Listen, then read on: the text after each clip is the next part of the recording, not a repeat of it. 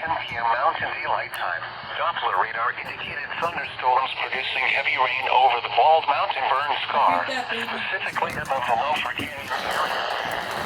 Between 0.4 and 6 inches of rain falling.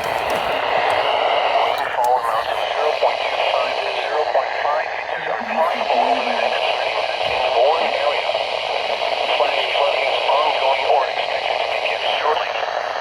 Excessive rainfall over the burn scar will result in debris flow moving through the Loafer Canyon. The debris flow can consist of rock, mud, vegetation, and other loose materials. Hazard, life-threatening flash flooding. Thunderstorms producing flash flooding in and around the Bald Mountain Burn Scar, specifically Loafer Canyon. Source, radar. Impact, life-threatening flash flooding of areas in and around the Bald Mountain Burn Scar. Some locations that will experience flash flooding include Elk Ridge and Woodland Hills. Turn around, don't drown when encountering flooded roads. Most flood deaths occur in vehicles. Be aware of your surroundings. Do not drive on flooded roads.